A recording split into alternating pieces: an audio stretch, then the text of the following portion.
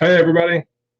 We're about to get started live on the radio. Going to talk a little bit of Arethra Franklin today. Yeah.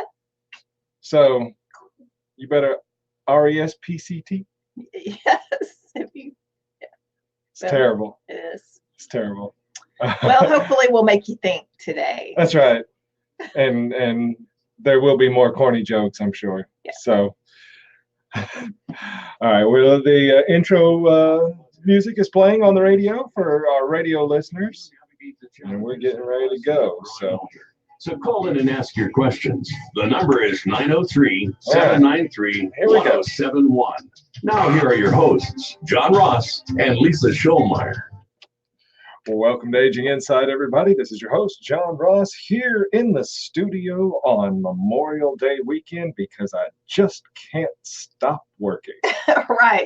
So I know some of our listeners, if we have any to this weekend, they may be like, oh, it's a holiday weekend. I bet Lisa and John won't be in the studio, but you would be wrong. Here we are. You would be wrong because here we are.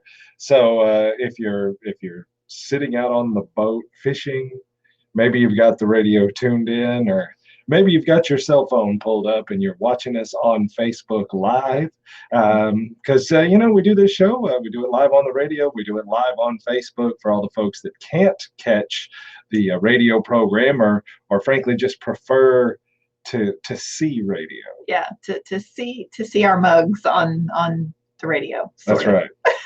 But in any case, we are here, and that's part of the reason is because we know this information's important to you. We want to be able to get it out there to you, and because our sponsors expect us to get on here and give you this information. That's right, they do. They hand over some money every month so that we can have the airtime to come out on the radio and to share this information with our community and to give them a little plug as part of our show. So just want to give a big thanks to Twin City Rehab, Reunion Plaza Nursing and Rehabilitation, Heritage Nursing and Rehabilitation, the Barnett Agency, Red River Federal Credit Union, Derrickson Hospice, and let's see, Cowhorn Creek, and also Texarkana Hospice. Yeah, and Edgewood Manor. And Edgewood Manor, woohoo!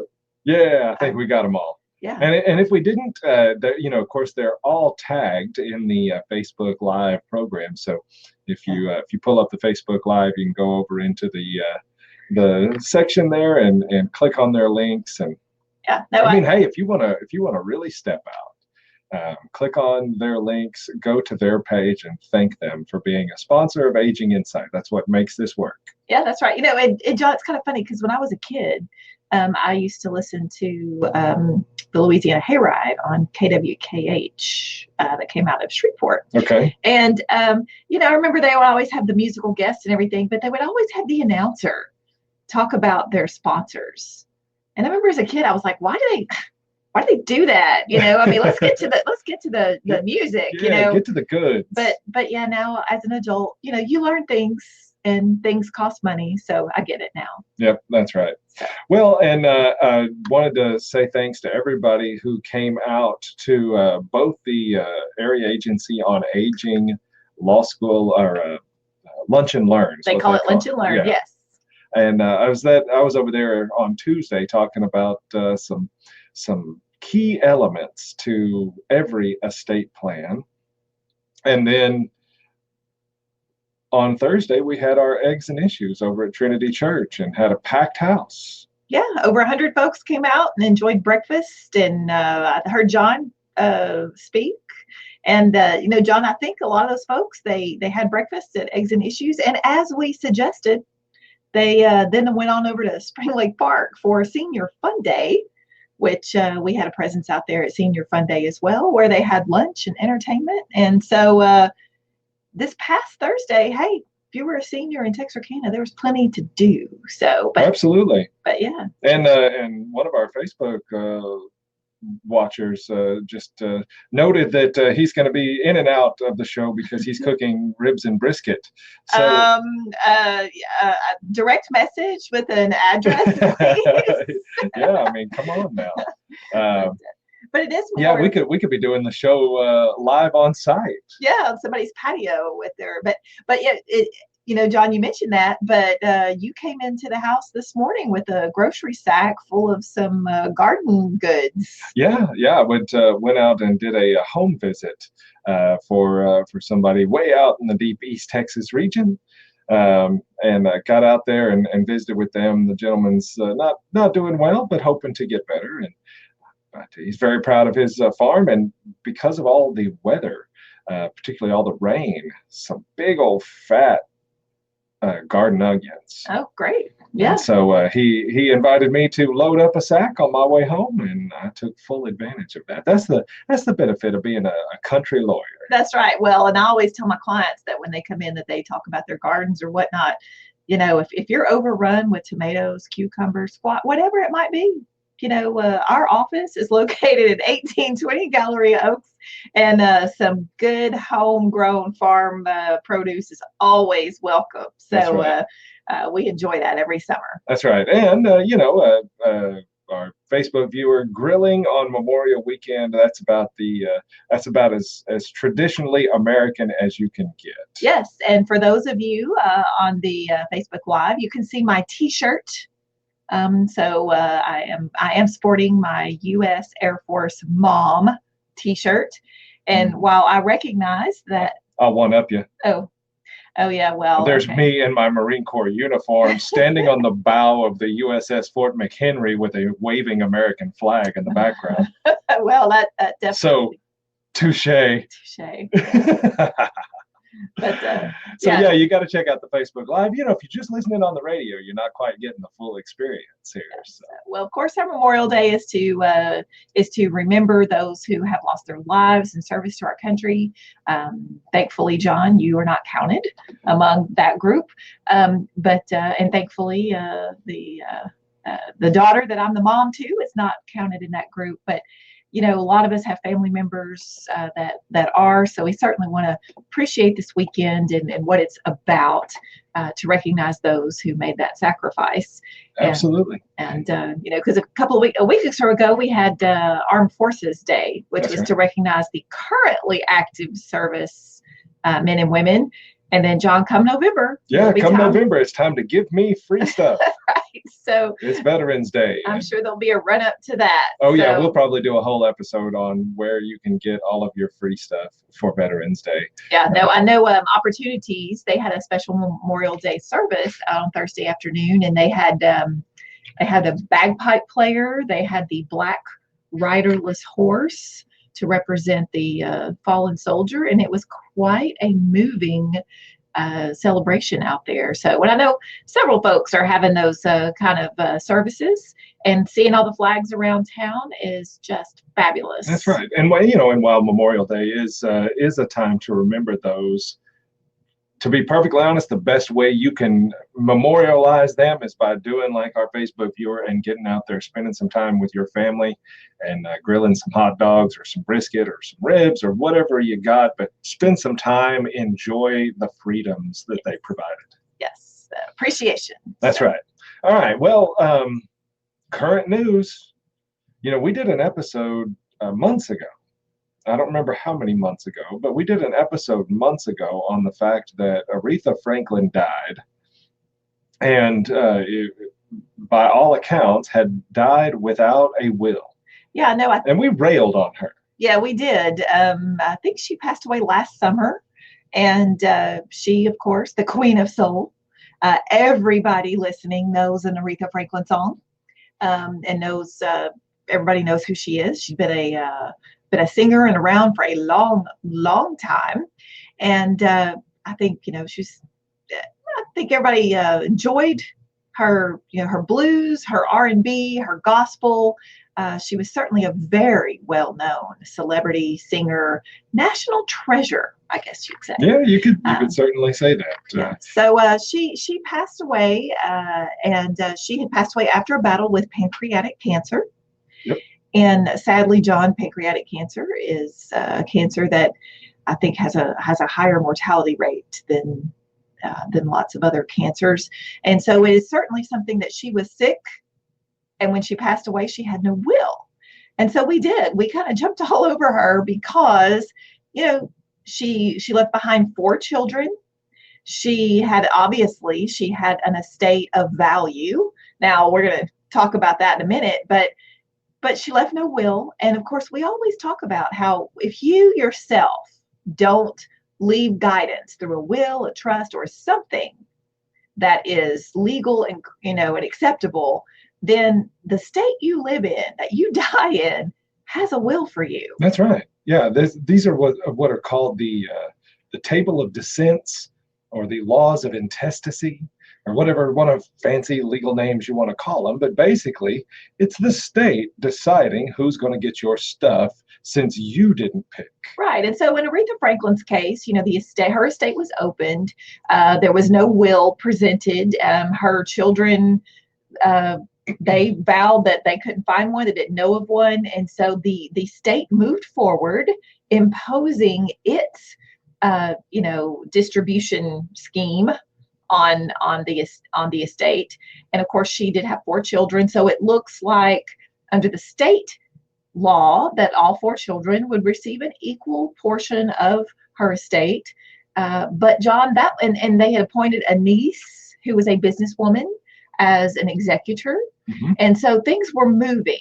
I know there was recently a documentary concert film that was released into movie theaters called Amazing Grace.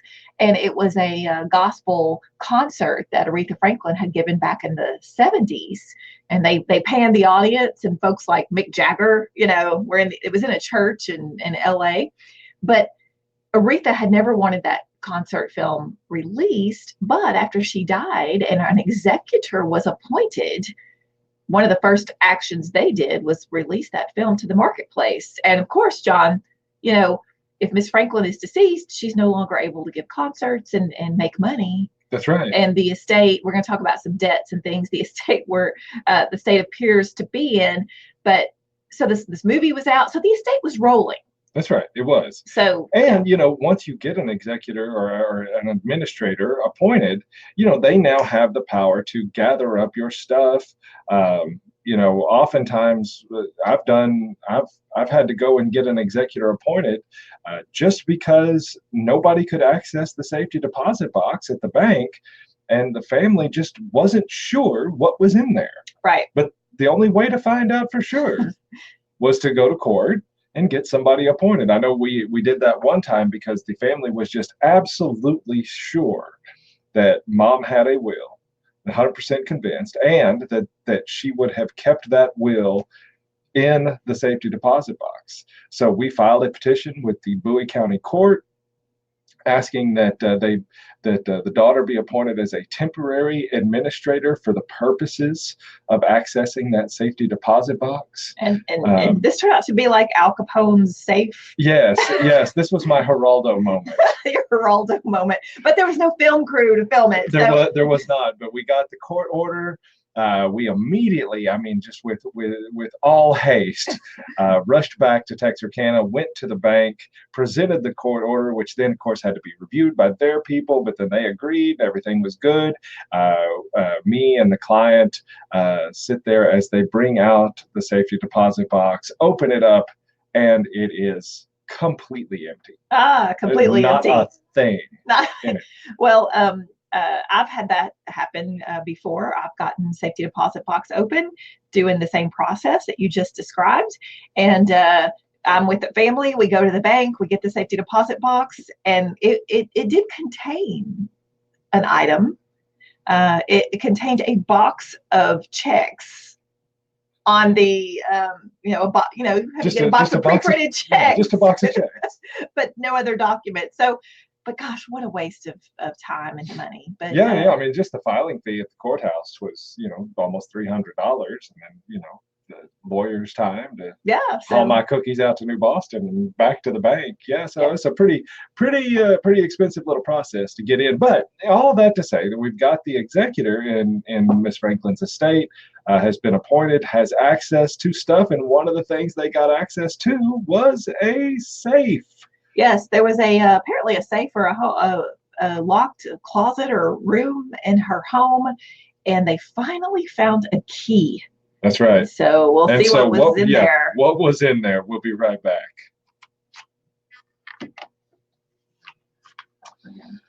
Yeah, so yeah, complete waste of time getting into those safety deposit boxes on set. Generally, yes. Generally, I think maybe once in 20 plus years has there been a will in the safety deposit box. Now there are other things that the family, certainly wants. Old jewelry deeds, jewelry, paper. Now I did have a client that had, gold bullion and safety deposit boxes, but no will. Right. So that's not too helpful. But yeah, we've certainly had to. I'd rather have the gold bullion. Yeah, well, and of course, when you get into a safety deposit box at a bank after getting a court order, the bank representative stands there with you. Yes, while you inventory. You inventory the box. So it's not like if there's a stack of Benjamins or $100 bills that those can be pocketed. The bank representative is noting every item that was found in the box. Yep. And you have to leave it all in the box. The only thing you can take is if there's a will. Yeah, the only thing, in those cases where you're just doing it for the purposes of retrieving a will, you can get the box, you can get it open. If there's a will, you can retrieve the will, but everything else stays in the box and the bank locks it all back up until an actual full administrator is appointed. So, yeah, kind of a pain in the rear. But yeah, so anyway.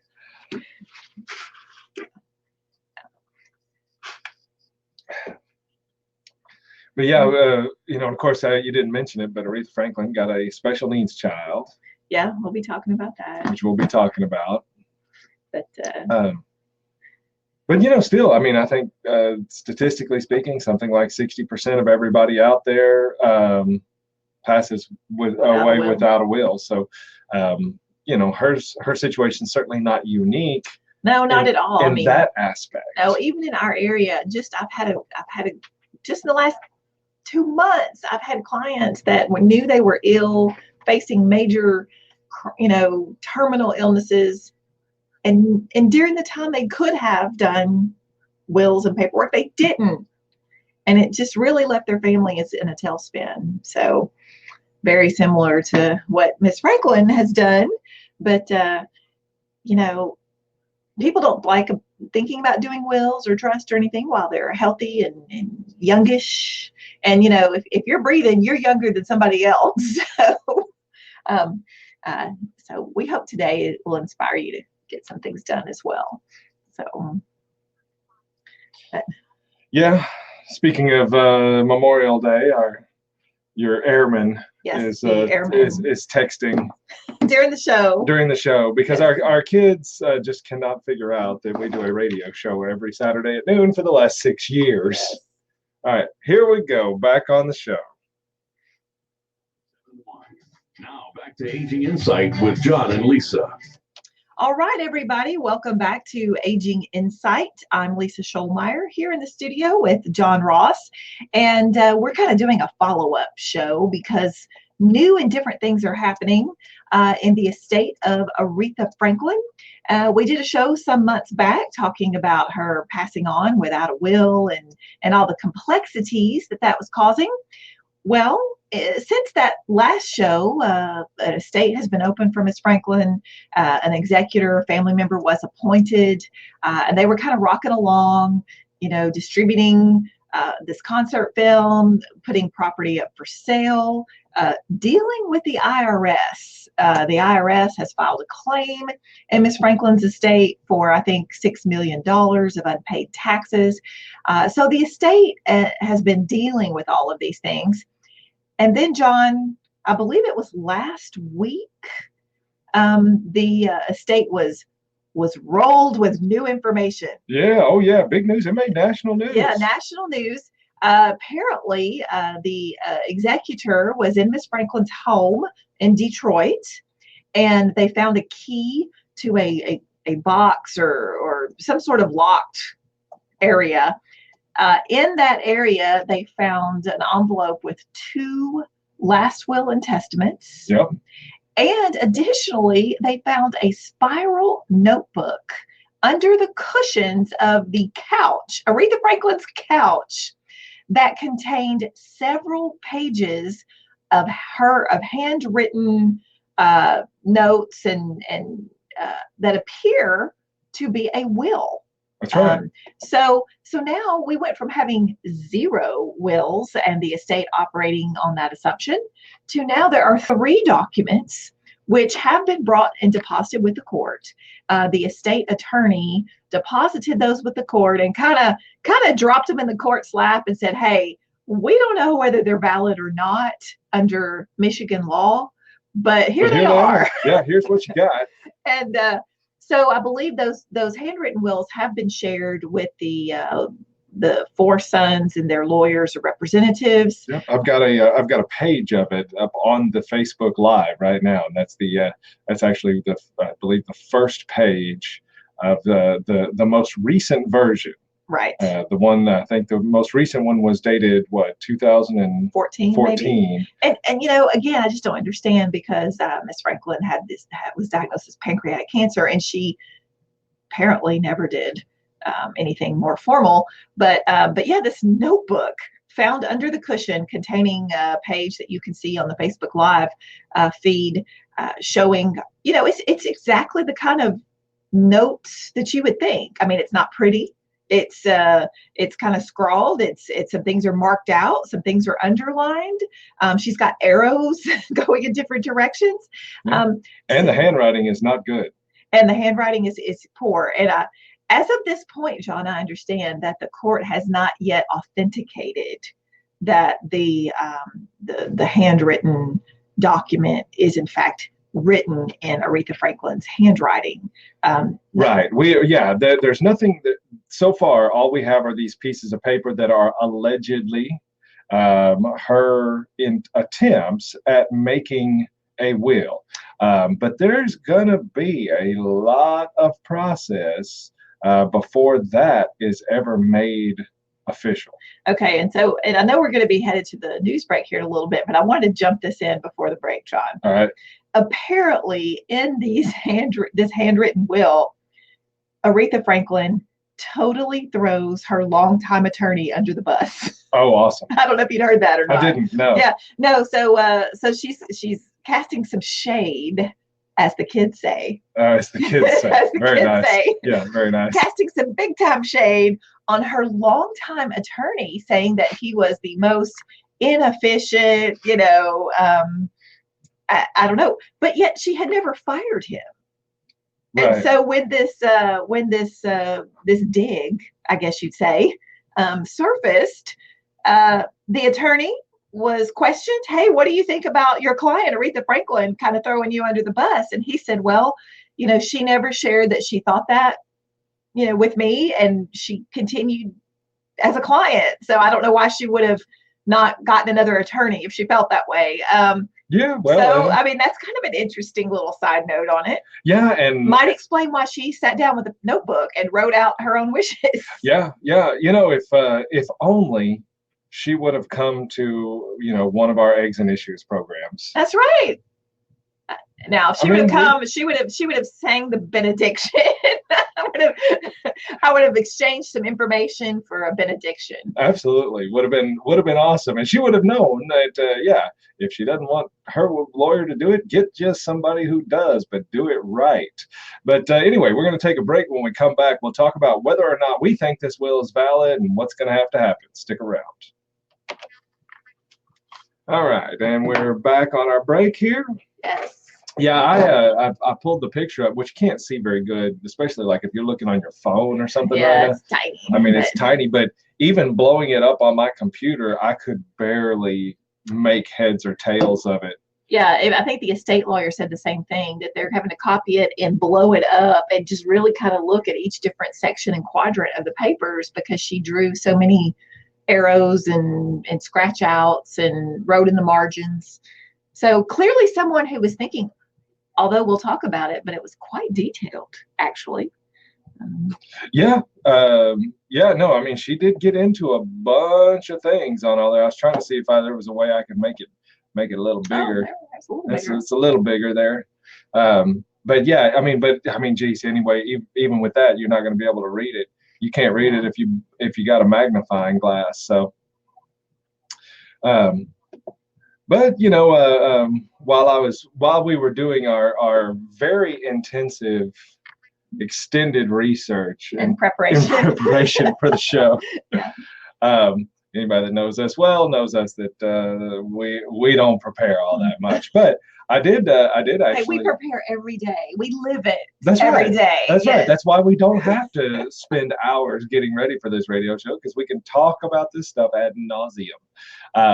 But I did interestingly, I found that would be William Shakespeare's will right there. Yes, and Oops. John, it's not typed up on the computer. Oh, that it says William Shakespeare's will? I'm just joking with you. I mean, Yeah. it's William Shakespeare. It was 15 something, right? Yeah. So I'm sure, was it his own handwriting, or do we know, or was it a scribe's writing? Well, I believe it's signed by him. Okay. There you go. You happy now? It says Shakespeare's will. Okay. But yeah, so it's a handwritten document there, and on some sort of old paper, and yeah, presumably all written out in his own handwriting. You can't read this either. Well, even if I could, and it's written in Old English and not just because it's written in Old English. But one of the kind of the funny little trivia pieces related to William Shakespeare's will is that he leaves his second best bed to his spouse. Right. So and they were, I mean, at this point in time, they were, wealthier people there, and so they actually had more than one bed. And so in the will, Mr. William Shakespeare leaves his second best bed to his wife. And so the question is, was he throwing shade at his wife? Yes. Was this a Shakespearean dig? Yeah. So, and actually, no, it wasn't, because, back in these days, hospitality to travelers and family was paramount. I mean, you always put out the best of everything for your guest. So if you had a home with more than one bed, then you always left the best bed for your guest, and you and your spouse retreated to the second best bed. So actually, what William Shakespeare was doing was leaving this bed where, the intimacies of the marriage, Yes, his marital bed. Yes, was left to the was wife. left to the wife. So it was actually quite a sentimental gesture, more than a dig. Yeah, So, but 600 years later, yeah, it does sound a bit strange. it does. So So it's actually a lot of fun in speeches to, if I'm talking about wills, is to mention that one and mention that bequest, because it takes a modern audience somewhat off guard, because they just don't understand the context. Which, when you're making out wills, that context can be pretty important.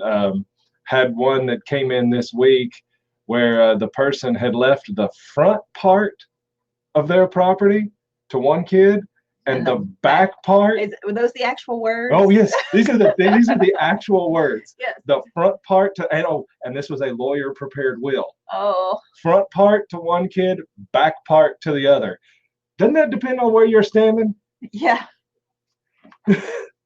So yeah. All right, we're going back in 10 seconds. Luckily, this person is not dead. Oh, we can get it fixed. So we can get this thing fixed, but what a train wreck. All right, here we go. Back on the show. 903-793-1071. Now back to Aging Insight with John and Lisa. Welcome back to Aging Insight, everybody, and we hope you are enjoying your 3-day weekend for Memorial Day. Well, and it's not raining, John. I'm thrilled. It's frankly shocking. Yes.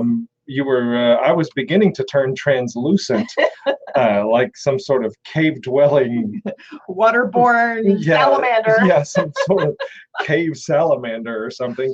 You started to be able to see my internal organs, which was going to make x-rays a lot cheaper, I think. But yeah. How long are you here today?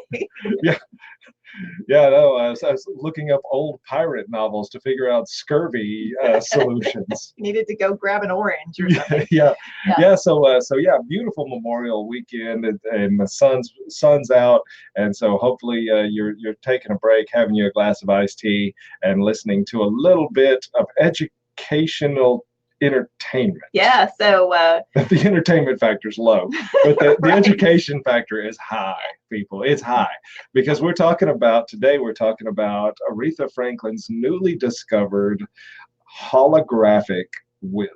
discovered in a notebook stuffed under the cushions on her couch in her Detroit home. Yeah, I have people all the time, and they'll say, John, now that we've executed all of these estate planning documents, where should we put them?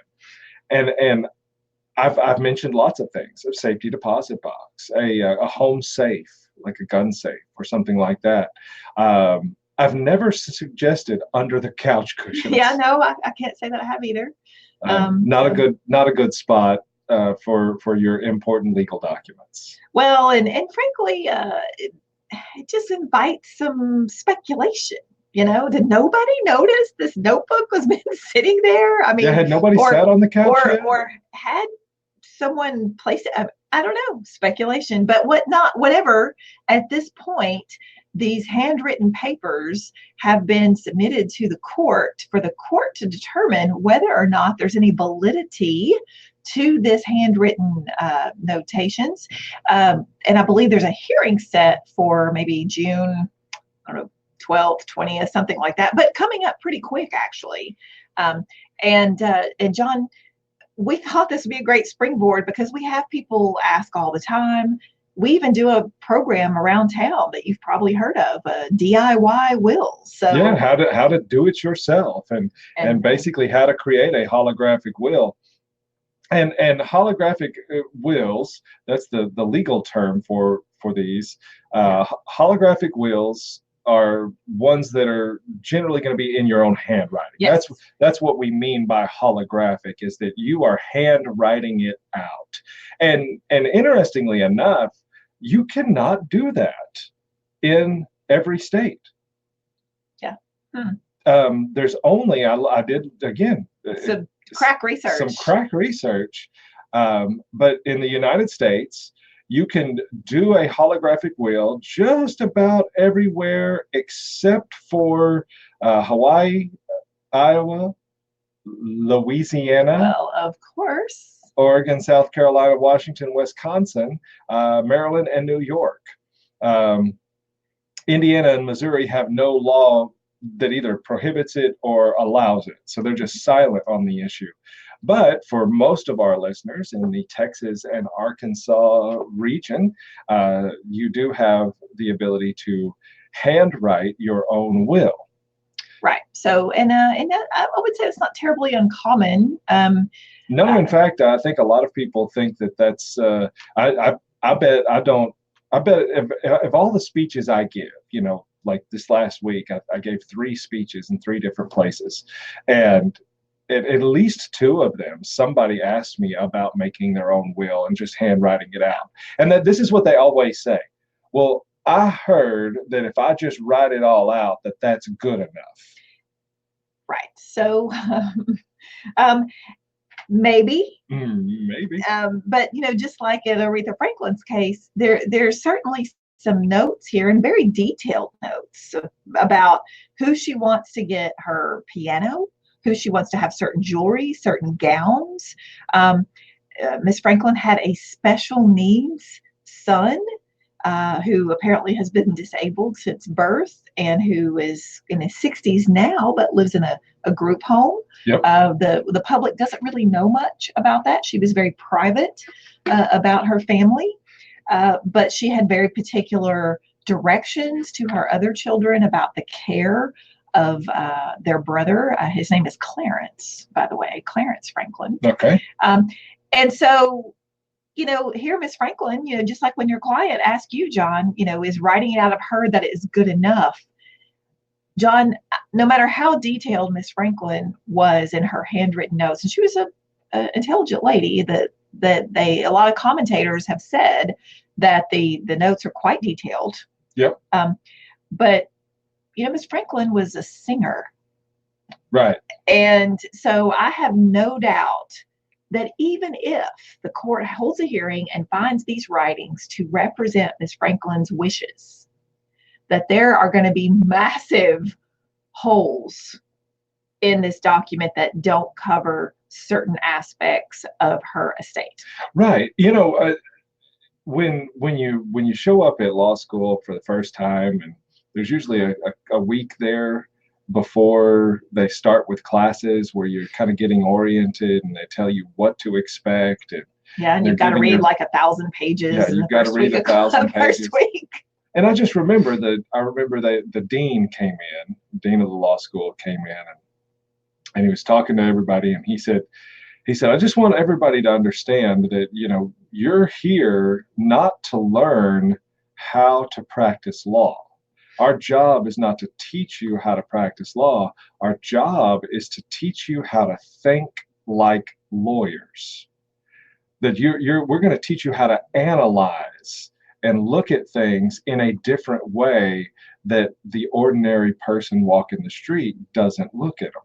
And he said, this will change your perspective on everything that you do, because you will look at things a different way. And it's that kind of critical thinking where you start looking at what words mean, but what could they also mean? Yeah. What other meanings could you interpret in them? Or what about the things you leave out? And the things that are omitted. Yes. Well, I kind of think of it, I don't want to turn this into a commercial for lawyers, because I bet like Miss Franklin throwing her lawyer under the bus, I bet we could get a few of that too. But it's kind of funny because, John, I would never in a million millennias show up at a recording studio and tell and demand some recording time to put out my R&B soul album. No. Don't think I hear lots of R&B and soul albums and gospel. I love the kind of music. I appreciate it. I'm like, but I don't have the gumption to think that I could do it. Right. And so I think it's kind of interesting, and the legal profession is an information profession. But a lot of folks kind of go the other direction. They're like, I know some lawyers that are not that smart. I can do this. But you're going to start when you're talking about a holographic will. We're obviously starting with that it's in your own handwriting. The problem is that once you're dead, one of the first things before we even get to determining whether or not this is a valid will, somebody's going to have to determine if this was her. Did she write this? And if you have an unwitnessed document that's just in your handwriting, then oftentimes you're going to get a situation where you're having to prove the handwriting. Right. And with all of these notes, John, and the scratch outs, and I think it looks like she kind of shifted back cursive print. A signature might be one thing, but are all these other writings on these pages and pages, is it completely in her own handwriting? Right. Is that all her, or did somebody else, poke around on this thing? So before you even get to whether or not it's a valid document, you're just going to, the first thing they're going to have to determine is it even her document? I see a CSI episode.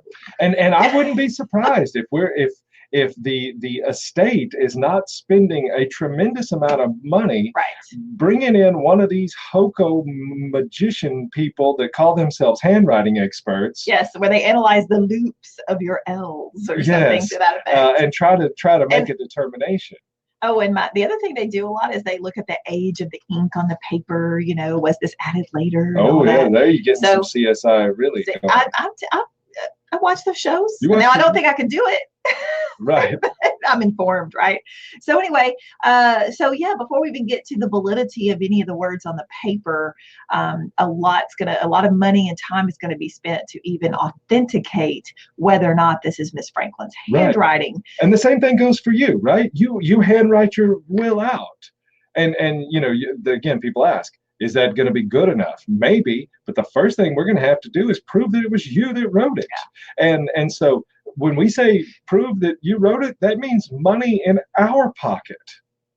And perhaps one of those hokum handwriting experts. One of those hokum handwriting experts. These are not the people you want to benefit from your estate, right? Yeah, nobody's putting me down as one of their beneficiaries, and yet because of doing it so poorly like this, they're turning their lawyers into beneficiaries of their estate, and it just doesn't make any sense. So anyway, and that's just the beginning of the problems. We got a bunch more, and we only got one more segment left. So stick around until we come back.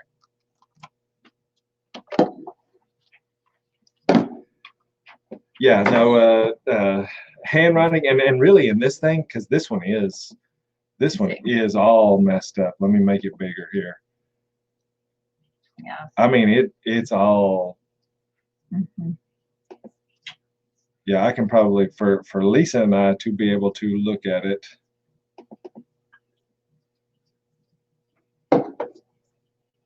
Yeah, so just in trying to read it here, it does appear to have some sort of like notary stamp, or it's got a notary notation at the top, but no stamp that I can see. But it starts out at the top left corner. It's got Notary Public, Zaretta Coleman, Wayne County, and an expiration date. And then it says, to whom it may concern, parentheses, legal community and family, period, being of sound mind, and scratchy, wrote above that, my physical health with the exception of high blood pressure, and scratched out a mass on the pancreas, diabetes, A1C number has returned to normal. Oh, okay. Wow. Yeah. Return to normal. I revoke 2 handwritten wills and declare both of them to be. Both of them to be. Yeah. No good. No good. And not my wishes. Particularly written in 1972, 73-ish. And it looks like maybe in NY, maybe New York. Yeah, maybe in. But where I'm implying that. I mean, I don't know. Right. And one in Michigan. Since my sister's. But something about a Miller cornfield, or I don't even know what that is. Yeah. Since my sister Sarah and Carolyn and brother Cecil. Anyway, it's very difficult to read, as you can tell. And again, you've got all these little scratches out. And there appears to be 2 different pens that have been used. Yeah, one's a darker ink, and so it looks like the stuff that was scratched out in a darker ink than some of the others. Yeah, so it was all that dome same day. Yeah, so ridiculous. All right, so we're going back here in about 5 seconds. Appreciate y'all watching the show. Here we go. Have a question? Phone 903-793-1071. Now back to Aging Insight with John and Lisa. All right, everyone. Welcome back to our final segment on today's Memorial Day weekend Aging Insight. And, you know, we keep up with the latest news in the elder law area. You know, we're always tuned to that. Oh, yes. And last week appears that Arethra Franklin, 3 documents were deposited with the court that purport to possibly be wills written in her own handwriting. The estate was already opened and going forward with the idea that there were no wills, and was it a valid will? So now everything's a little topsy-turvy. And so we kind of wanted to talk about this holographic will. So there is a will that is printed in handwriting that was found in the couch cushions at Mr. Franklin's home. And so we talked before the break, John, that before we even look at the substance or the contents of this document, you know, they've got to authenticate this Miss Franklin's handwriting. Right. So we're going to have the expense of just proving that it's her handwriting. There will have to be a hearing on that issue alone with witnesses, possibly even expert witnesses. Cha-ching. And inevitably, if somebody disagrees with this, they'll get their own witness. They're going to have their own witnesses. So you're going to have, witnesses going back and forth. If you can find an expert that says what you want, then I guarantee somebody can find an expert that says what the other side wants. Right. That's how that works. So, but John, let's assume that process completes. Yeah, and so we've determined that yes, these writings are in fact Miss Franklin's handwriting. Right. So even if we get beyond that, the one of the first things you've got to have in making a will is testamentary intent. Right. That you're not just making a list. You're making a document in thoughts of your death. Right. So if I write a piece of paper and I say I want Lisa to get my car. Well, okay, then that sounds like a present intention, John. Yeah, that sounds like right now you want me to get your car. Yeah, is it right now? Is it my death? It doesn't really say.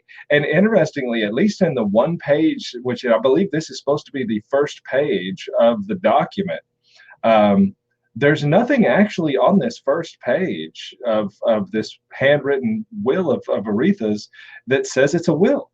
Right, or that it's her intentions that when she dies, as far as that we can tell. Yeah. Now there's a couple other pages, and we haven't looked at all of those, but at least on the face of the document, there's nothing. It's not like she wrote at the top "last will and testament" or said, I'm hereby making this will. Now in the text of it, she does say that she doesn't want her old wills. Yeah. So there's at least some indication that she has testamentary intent. But yeah, so another point to argue about.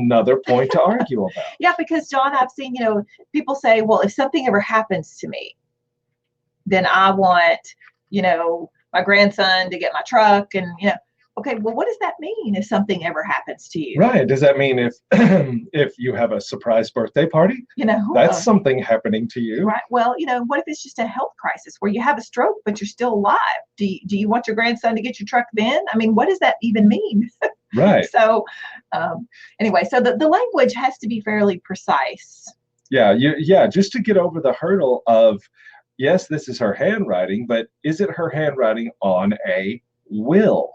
Or is it just a list of concerns and general instructions that she wants people to follow, but not necessarily a document intended to dispose of assets at death? Right. Those are two different things. And you'd be surprised. Their wills are thrown out all the time for lacking testamentary intent, because when somebody starts writing it out, there's nothing in the document that makes it clear it's intended to take over at death.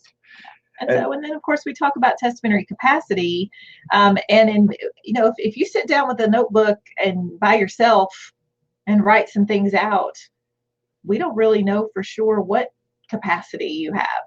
Right. We don't know what your mental state was at the time. Were you just completely cuckoo bird? Were you falling down drunk? Was somebody standing there holding a gun to your head telling you what to write down? Were you so ill or depressed that you wrote these things out, which is very out of your character? I mean, we just don't know, because no one was there to confirm your capacity. Yeah. So once you get done arguing over the handwriting, and then you get done arguing over whether or not it's even a testamentary instrument, now we're going to argue about whether or not you were cuckoo birds at the time you did it, or somebody pressured you into doing it, or something like that. And we haven't even gotten to the language of the wishes printed, written down. Yeah, no, that's exactly right. Because I think you mentioned, like in this one, Lisa, that she leaves her piano to somebody. Well, hopefully she only has one. Right. Yeah. Or and maybe one, because how many pianos did she have? Did she have a different piano when she wrote that she wrote the will, and then sold that one and got her a new one? Yeah. So, we don't have that page of the will, but the news reported that she did get that detailed. But yes, I would expect Miss Franklin to have had more than one piano during her lifetime. Did she describe it by color, serial number, location? But I just did a contract with the Texarkana Symphony Orchestra for a philanthropist here in town who is loaning his grand piano to the Texarkana Symphony Orchestra. And he asked me to draw that up and make a legal contract of it. And I didn't just throw on a piece of paper, I'm gonna let them use my piano. Yeah. No, it was this serial number, this bought on this date. Here's the description of it. It's very clear which one we're talking about, because you just don't want to leave anything open for interpretation. Well, and especially in our area, John, when I see a holographic will brought into our office, they'll often be something, or I leave my Chevy pickup to my son. Well, at the time the person wrote that, they had a Chevy pickup, but by the time they pass on, maybe they have switched camps and now have a Ford. Right. Or a Toyota. Yeah, or a car. Or nothing at all. And so, and then I've had the child say, well, Dad just meant for me to have whatever vehicle he had when he died. Well, that's not what the handwritten paper says. Right. It says Chevy pickup. Yeah, so that's exactly right. It's very ticky. The other thing that she did, and we only got a couple of minutes left here on the program, but I did want to hit this, is that it appears in this new will that, let's just go through and let's assume that everything in this thing is just fine. The one thing that she did in this, you mentioned earlier, she had 4 kids. Correct. One of which is a special needs adult. Correct. And it appears by this new will, if it is in fact a will, she has left everything to the 3 not disabled kids. Right. And this is a common issue that we see with families who have a disabled family member that they are thinking of, particularly parents of a disabled adult child.